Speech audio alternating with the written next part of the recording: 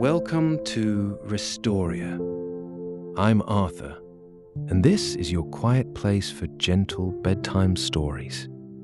Get comfortable, take a breath, and let the story slow your thoughts and ease you softly into sleep. The room above the bookshop. Rosa came back to the bookshop as the day was easing toward evening. She had spent the afternoon walking the narrow streets of the old quarter with no plan, the way she liked to walk when she was a guest in a city she did not know well. A bakery on one corner, a church further along, its door ajar and its candles lit. A square with a fountain older than any city in her own country. She had walked at the pace her feet liked these days, and now her feet were ready to be off the cobbles, and the bookshop waited for her at the corner where the long street bent toward the river. A boy on a bicycle had passed her on the corner 2 streets back, his bell ringing twice as he came up alongside, and she had stepped aside to let him through, and he had nodded to her over his shoulder in the manner of a boy who had been taught to nod by his grandmother and had not yet forgotten the lesson. She had walked on. The river smell met her 2 streets after that, the cool weed and stone smell of water that has been moving past a city for many centuries, and the sound of the boats moored along its near bank tapping against their lines in the late air. She had not gone down to the water this afternoon. She would go in the morning, perhaps. The river would be there in the morning. She had come to this city a few days earlier on an afternoon train from another city further north. The bookshop and its rented rooms had been a recommendation from a friend at home, a friend who had stayed there once, years before, and had never stopped speaking fondly of the bookseller and his wife. Rosa had written ahead in the old-fashioned way this kind of place still preferred, and they had written back, also in the old-fashioned way, saying that yes, the room above the shop would be free for her week, and that they would have it ready, and that they looked forward to meeting her. The letters had been kindly things, and the meeting on the first afternoon had been kindlier still, and the days since had confirmed, one by one, that her friend at home had been right about this place. She paused outside in the late light, looking at the front of the shop.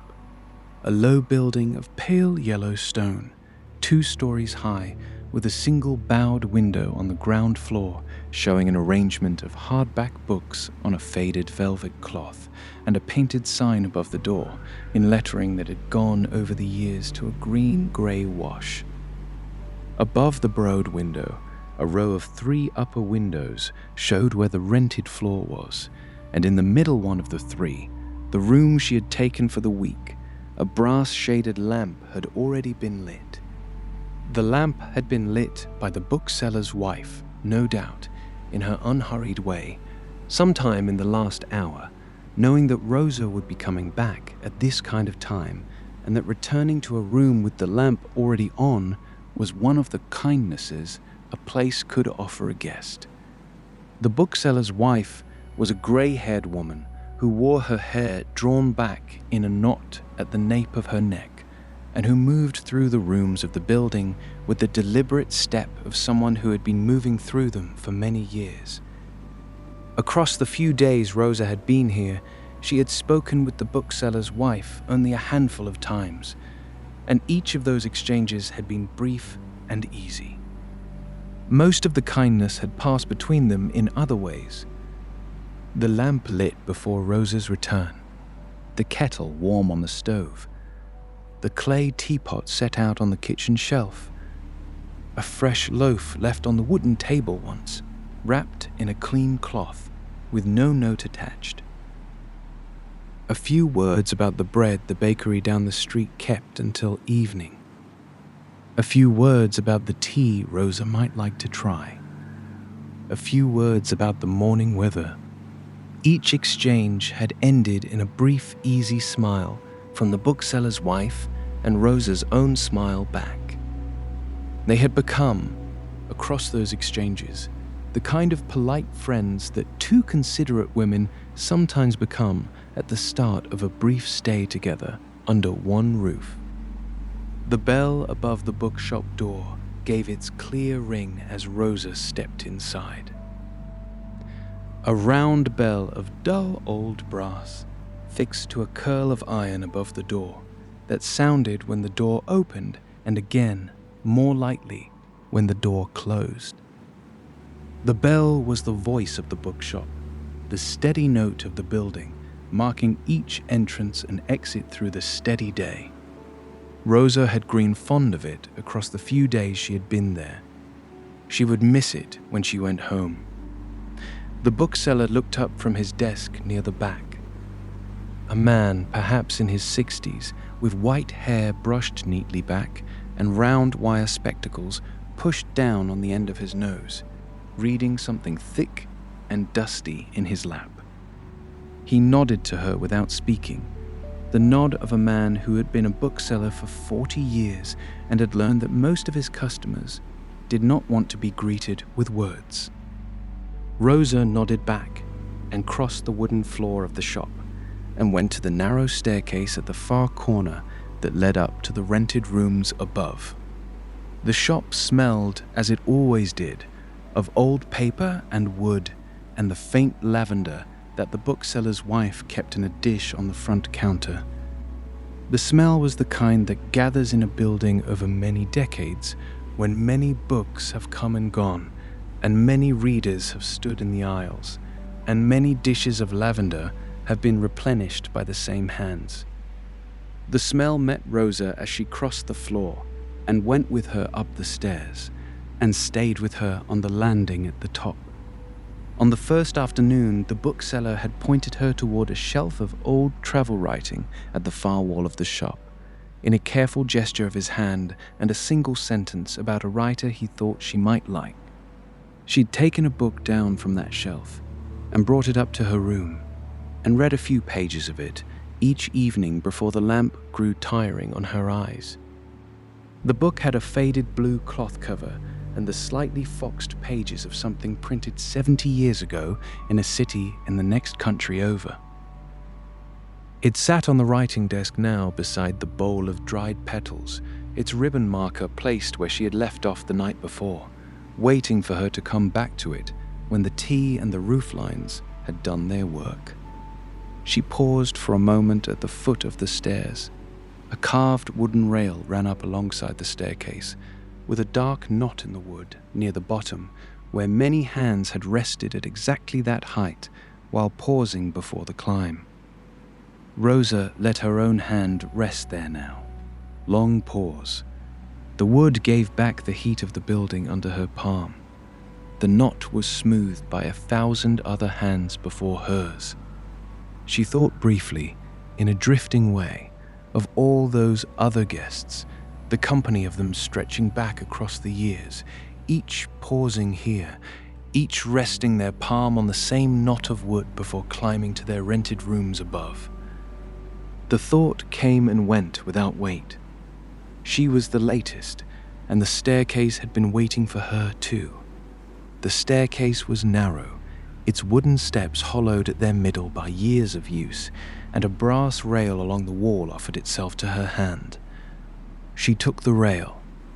She climbed without hurry. The bookshop fell away behind her, its sounds dimming, its smell dimming too, though never quite fading. At the top of the stairs, a landing with 3 doors. The first to the bathroom, the second to the kitchen, the third, at the far end, to her room. She turned the key in the lock of her room and pushed the door open. The room was neat. A single bed against the far wall, made up with a cream linen cover and a folded woolen blanket at its foot. A wardrobe of dark wood beside the bed.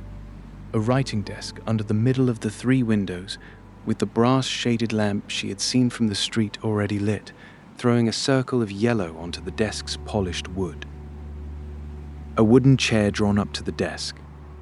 An armchair in the corner, its upholstery a faded rose pink, with a folded shawl thrown across its back.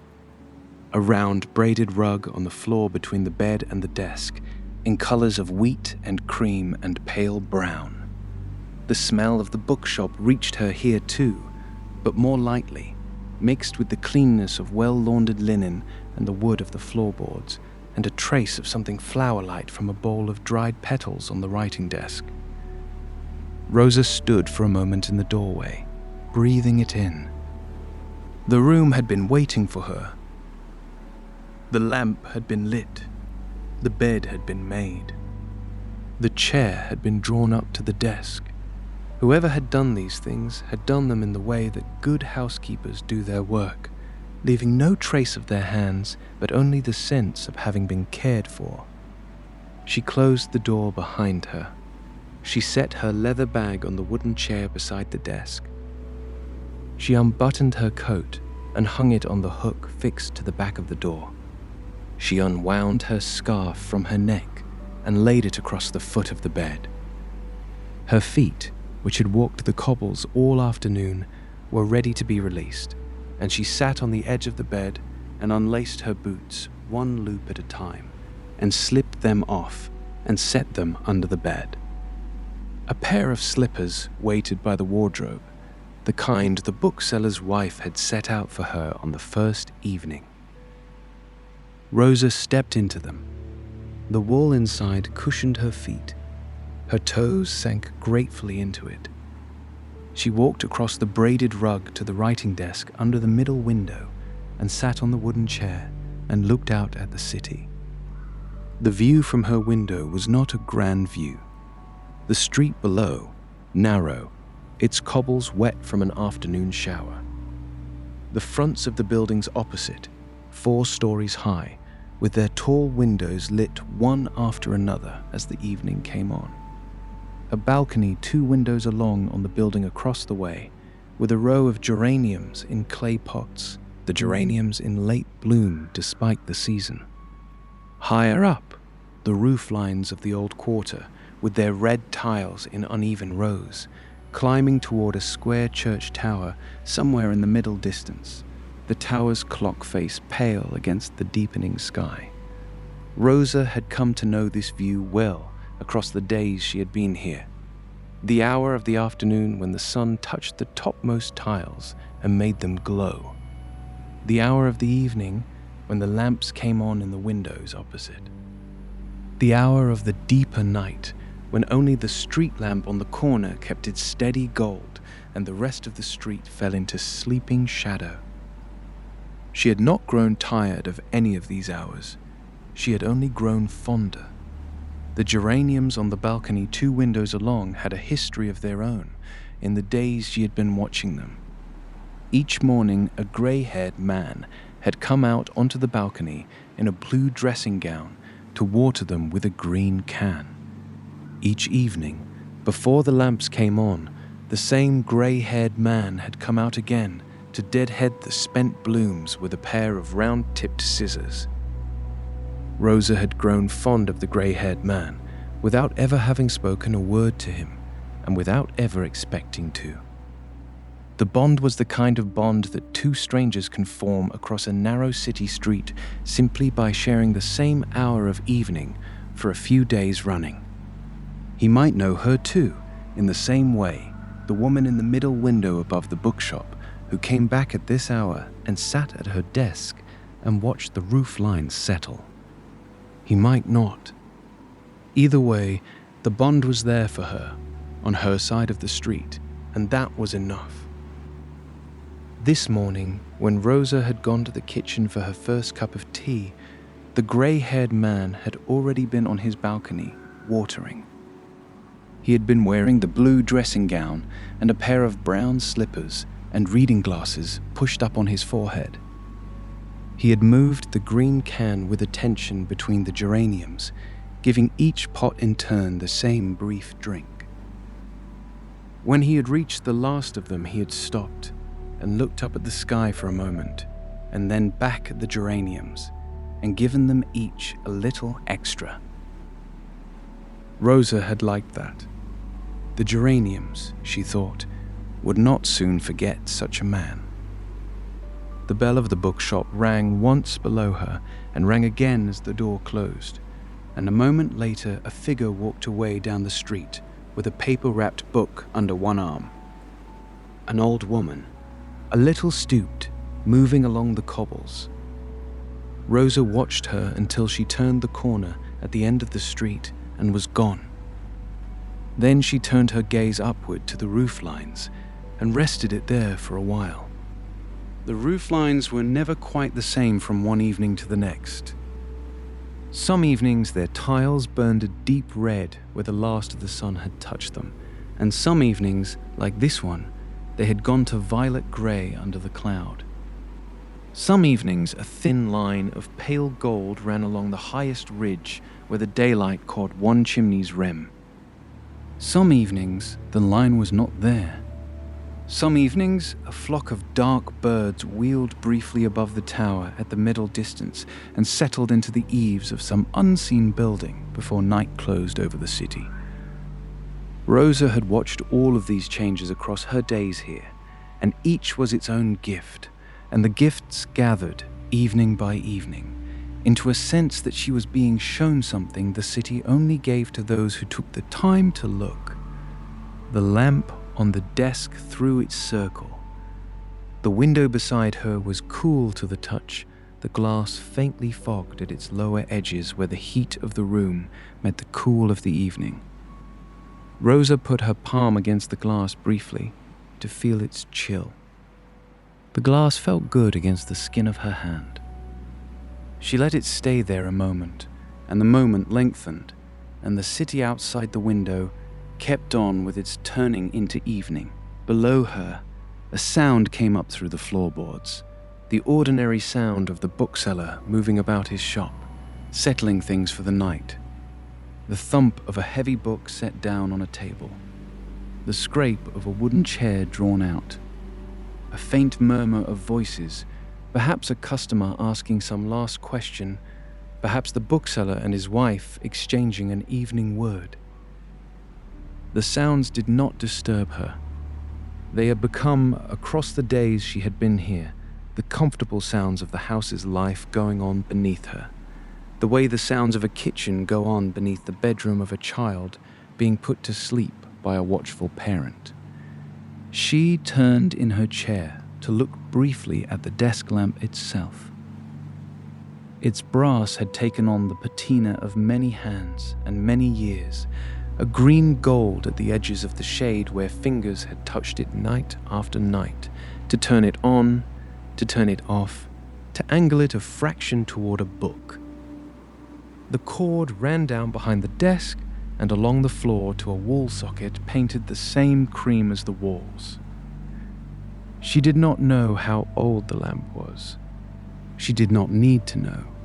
It had been someone's lamp for a long time before it had been hers for the week, and it would be someone's lamp for a long time after. After a while, she rose from the desk and went to the kitchen on the landing. The kitchen was a narrow room with a single window that looked out onto a courtyard at the back of the building, where two old fig trees grew up against the stone wall. A stove with 2 gas burners. A wooden shelf with a few plates and bowls. A round table with 2 chairs set against the wall. A kettle on the stove already warm to the touch, the bookseller's wife having set it there in her kindness, perhaps, knowing it was the hour Rosa liked her tea. Rosa lit the gas under the kettle and watched the ring of blue flame come up beneath its base. The kitchen window showed the courtyard in deep evening blue. The fig trees held their place. A grey cat moved along the top of the courtyard wall in his own time and disappeared into the next garden over. The fig trees were older than the building. The bookseller's wife had told her on the first morning over a shared cup of tea, planted by a man who had owned the property a century before and kept by every owner since. In summer, they bore fruit that the bookseller would gather in a wide basket and share with the neighbors up and down the street. In autumn, their leaves went yellow in patches, then brown, then fell. Now, On these days of Rosa's stay, the leaves had begun their turning, and a few of them lay on the cobbles of the courtyard where the wind had moved them in the night, and one of them had caught between the courtyard wall and the iron drain at the wall's foot, and had been there since the first morning, the same yellow leaf in the same place. The cat came along the wall most evenings at about this hour, Rosa had learned. A grey tabby with a slightly torn ear, who walked the wall in his easy patrol of the back gardens of the quarter, and who had once paused and looked at Rosa through the kitchen window with an expression of polite acknowledgement before going on his way. She had nodded back, and the cat had gone, and they had reached, in that exchange, the kind of agreement that cats and people sometimes reach without further talk. Tonight he did not pause. He flowed along the wall in his grey way and slipped over the far edge into the next garden, and was gone.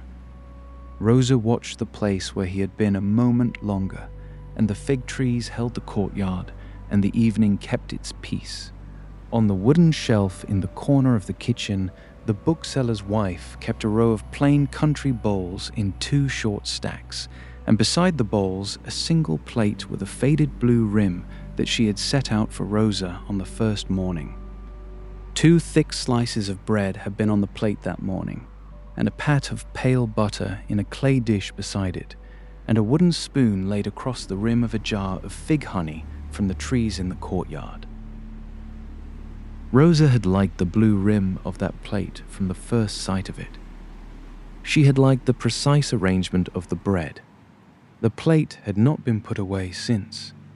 Each morning a fresh slice of bread had been set on it, and each morning Rosa had eaten at the round table by the kitchen window before going down into the city for the day.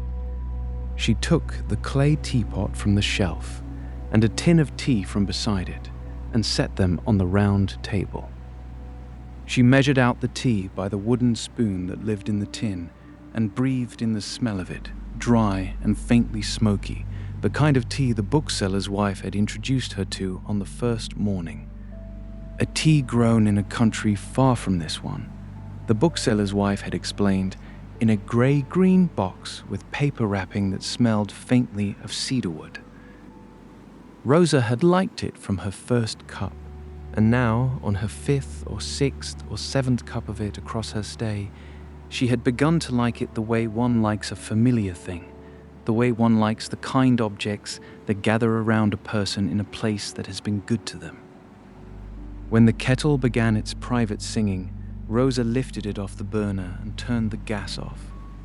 She poured the hot water into the teapot over the leaves. The tea began at once to release its color, a pale gold rising up through the water. She set the lid of the teapot back on. She placed the teapot on a wooden tray with a single cup beside it, and a piece of bread wrapped in a paper napkin from the bakery down the street, and carried the tray back along the landing to her room. Back at the writing desk under the middle window, she set the tray down beside the lamp. The lamp threw its circle of yellow onto the cup, the teapot, the folded napkin. She poured her first cup of tea, watching the gold of the tea fill the cup, and set the teapot back on the tray. She held the cup in both hands and let it warm her palms before drinking. The steam from the cup rose into the lamp's circle and unwound itself toward the ceiling. The smell of the tea was clean, with the faint smokiness she had grown to like across the days. She breathed it in once, twice. Then she took her first sip. The tea warmed her palms first, and her chest second, and a third unnamed easing somewhere behind her sternum, where the deep tiredness of the day had been gathering. The cup was a porcelain cup, with a fine blue line running around its rim. The line faded where it had been touched by 1,000 lips and 1,000 sips. The cup had a chip on the inside of the handle, which Rosa had noticed on the first morning, and which had become, in the way imperfections become, the cup's particular friendliness to her. She liked that the cup was not quite perfect. She liked that the bookseller's wife had given her a cup with a chip rather than putting it away. The chip said something kind about the kitchen the cup belonged to. The bread was pale country bread with a thick crust and a faintly sweet crumb, baked that morning. She tore a piece from it and ate it as she drank the tea. The tea was clean, with a faint smokiness at its back that the bread softened against. Outside the window, the evening kept on with its gathering. The lamps in the windows opposite had multiplied. A young woman in a blue cardigan was setting a vase of late roses on the inner sill of one of the windows, her movements easy. Rosa watched her without watching, the way one looks at a shape moving in a near window without making anything of it. The young woman finished setting the vase, smoothed the back of her cardigan against her hip, and went back into the yellow depths of her room. The roses sat in their vase on the sill, holding their pink against the deepening sky. The bookshop bell rang once below her, then again as the door closed. A figure walked away down the street with no parcel this time, perhaps having only come in to look.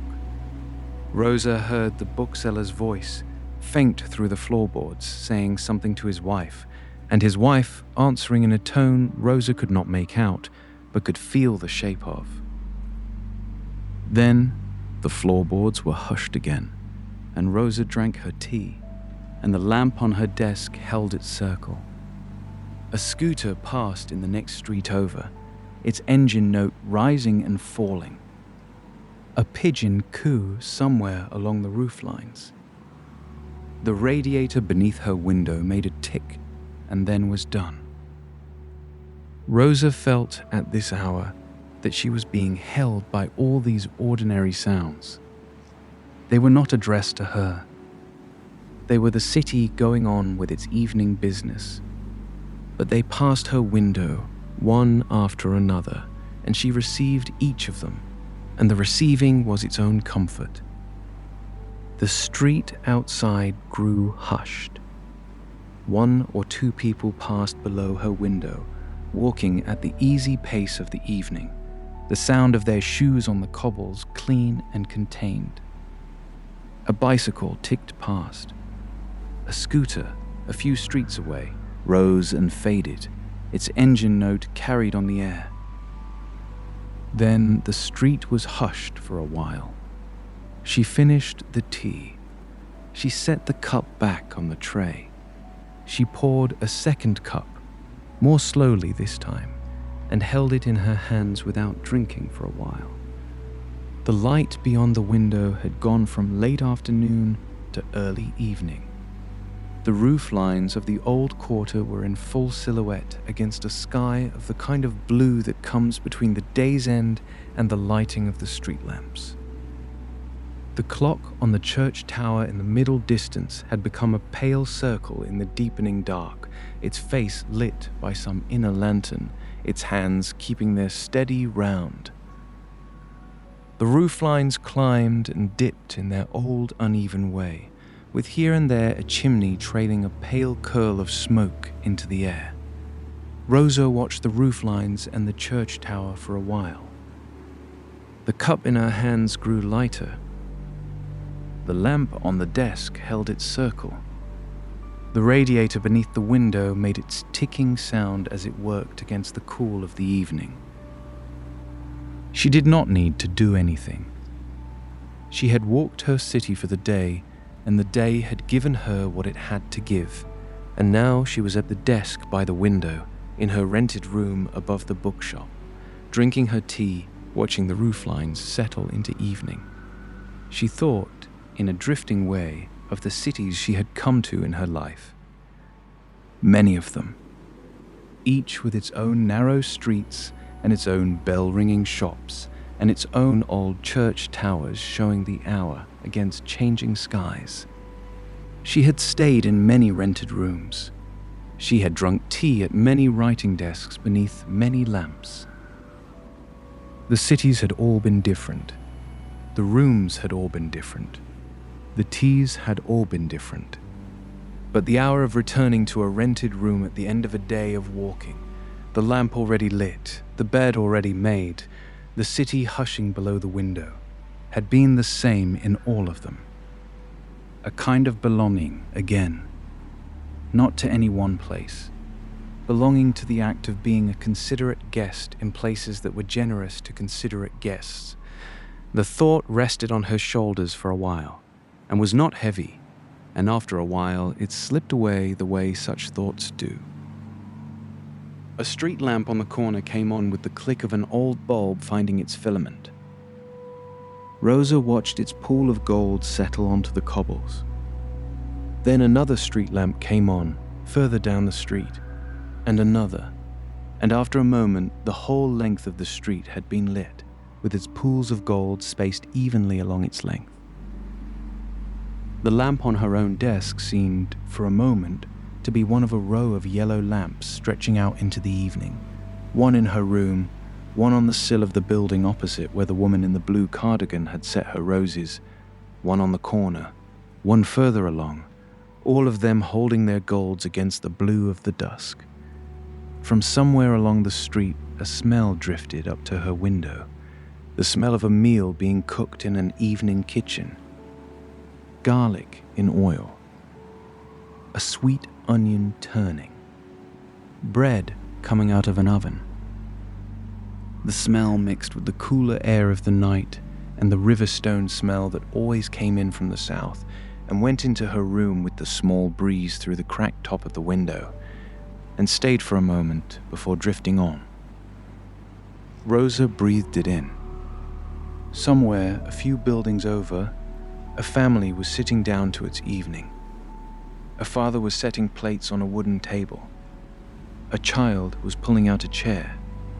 The supper hour had come over the old quarter and was making itself felt through every kitchen window between her room and the river. From a window further along the street, 3 stories up and 1 building over, a few notes of a piano came down into the evening. Someone was practicing the same phrase 3 or 4 times in a row, then moving on, then coming back to it. The piano was old, perhaps, and a little out of tune, the way the upright pianos in old apartments often are, kept for the sake of the playing rather than the sound. Rosa listened. She did not know the piece. She did not need to know the piece. The notes came down to her window in their easy way, paused, started again, paused, and after a while stopped altogether, as if the person at the piano had reached the end of an evening's work and closed the lid. The bell of the bookshop below her rang once more, twice more, as the bookseller and his wife went out together, perhaps to their evening walk, perhaps to a supper at the little restaurant on the next street. Rosa heard the click of the front lock as the bookseller pulled the door closed and turned the key. Then their footsteps faded along the cobbles below. The shop beneath her was hushed now. The whole building had gone hushed around her. Only her own room held its yellow circle and its small sounds of evening. The footsteps of the bookseller and his wife reached the end of the street and went around the corner and were gone. Somewhere, 2 streets away, a door opened and a brief wash of music spilled out and was cut off as the door closed. A woman called a name into the dusk and waited, and called the name again, and a moment later a boy answered her from further down the same street and came running toward her along the cobbles. Rosa heard the boy's footsteps without seeing him. She heard the woman take him in. Then the door closed, and the street kept on with its evening. She set her empty cup back on the tray. She rose from the desk. Her body had the tiredness of a day of walking, the kind of tiredness that the rest of the evening would take into the easing of sleep in its own time and not before. She carried the tray back to the kitchen on the landing, She rinsed the cup at the sink. She set the teapot on the wooden shelf, the lid placed beside it for drying. She wiped her hands on a linen cloth that hung beside the sink and turned the kitchen light off and walked back along the landing to her room. The boards beneath her slippered feet creaked the lightest amount, the creaks of an old wooden floor that had been walked across by considerate guests for many years. She liked that the floor remembered. She liked that the building was old enough to remember things in its wooden way. In her room, the lamp on the desk burned on, throwing its circle of yellow. The window above the desk showed the roof lines now in full silhouette against a sky that had gone darker, a sky of the kind of dark blue velvet that holds the first stars. Rosa drew the woolen curtain across the lower half of the window, leaving the upper half clear so that the roof lines and the church tower clock and the first few stars could be seen. She slipped out of her cardigan and hung it on the hook by the door beside her coat. She moved without hurry. The slippers carried her across the braided rug. She took her nightdress from the wardrobe. A cotton nightdress, washed thin over many years. She undressed without rushing, folding each thing she took off and laying it on the rose-pink armchair in the corner. She slipped the nightdress over her head. The cotton settled around her shoulders. The hem fell to just above her ankles. The cuffs reached her wrists. She brushed her hair at the mirror inside the wardrobe door. The bristles had been worn down by many years of use, and her hair fell out under their strokes the way her hair always fell out at the end of the day, the daily release of strands she had carried with her since morning. Then she set the brush back on the shelf inside the wardrobe and closed the wardrobe door. She turned back the cream linen cover of the bed. She climbed in, slipped her feet down between the sheets, drew the linen cover and the woolen blanket up over her shoulders. The sheets were cool and clean. The blanket was heavy and warm. The pillow took the weight of her head with a yielding give. She lay for a moment, just feeling the bed take her. The mattress accepted her. The pillow accepted her. The blanket settled along the line of her shoulders. The lamp on the desk burned on. She had left it on. She often left it on for a while at this hour and let the circle of yellow hold the room as she lay and listened. The room around her held its heat. The sheets around her kept their cool. The two found their balance along her body, the cool sheets on her arms and shoulders, the heavy blanket above her chest, the close air of the room against her face. She let her body settle into the bed in stages. First the bones at the base of her neck, easing into the pillow. Then her shoulders, which had been carrying the deep tiredness of a day's walking and now had nothing left to carry. Then the line of her back along the mattress, each place along her spine finding the give of the bed beneath it. Then her hips, easing into the dip of the mattress's middle. Then her thighs, then her calves, then her ankles, then her feet, each section letting go in its own easy time. The blanket settled along her with each new release, as if it had been waiting to settle there all along. She listened to the sounds of the evening.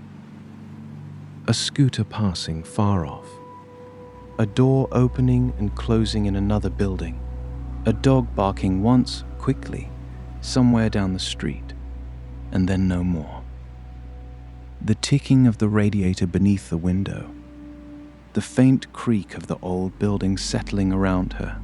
In the ordinary way old buildings settle as the night cools them. The whole city was hushing. Her own room was at the heart of the hushing, a circle of lamplight in a darkened street. Somewhere below in the building, the old wooden floorboards made a creak as the building settled into its night cool. The radiator beneath the window ticked. The brass chain of the lamp on the desk gave the lightest sound as the lamp's heat shifted the metal. Rosa noticed each of these settling sounds without grasping at them. They were the sounds of an old building being old in its own quiet way, in the night air that had begun, very gradually, to cool. She liked that she could hear them. The hearing was a kind of privilege of being there at this hour. She turned her head a little on the pillow to look at the lamp on the desk. Its brass shade caught the yellow. The shadow of the shade fell on the wood of the desk and on the bowl of dried petals there. The bowl's pale rim glowed at its edge where the lamplight reached it. Her body, beneath the heavy blanket, grew heavier. Her shoulders dropped further into the mattress. Her hands, folded loosely on the blanket above her chest, grew heavier too, and after a while they slid apart and settled at her sides. Her eyes, which had been wide all day with the attentive seeing of a guest in a city she did not know well, began to close. She let them close. The room behind her eyelids became an amber dark, the lamp's yellow soaking through the eyelids into the dark behind her seeing. The radiator ticked. A church bell, somewhere in the middle distance, rang the half hour. She listened to the bell without thought. It rang once. Faint, far off, kind. Then the city was hushed again. She breathed in. The smell of the room came in. Old paper from the bookshop below, faint lavender, clean linen, the wood of the floorboards. She breathed out. The smell came in again on the next breath and went out again on the breath after. The lamp on the desk burned its steady circle. The blanket held her shoulders. The pillow held her head. The sheets held the rest of her. The room held her. The bookshop below held the room. The old building held the bookshop. The street held the building. The city held the street. She drifted. She came back. She drifted again. The light through her eyelids was a thinned amber now. The room behind it stayed where it was. The blanket stayed where it was. The desk and the chair and the wardrobe and the rose-pink armchair in the corner all stayed where they were. The whole room was a held place, and she was the held thing inside it, and the holding was the work the room had been built to do for tired guests at this hour. A while passed. The bell of the church somewhere in the middle distance rang the hour, 6 faint notes. She heard them as if from far away. She did not count them with attention. Her body had already given itself up to the bed, and the bed was holding her, and the bell was only one of the sounds of the evening keeping its company with her. The lamp burned its circle. The blanket held its weight. The sheets held their cool. She drifted further. The amber dark behind her eyelids took on more depth. The ordinary sounds of the city far below her window grew fainter.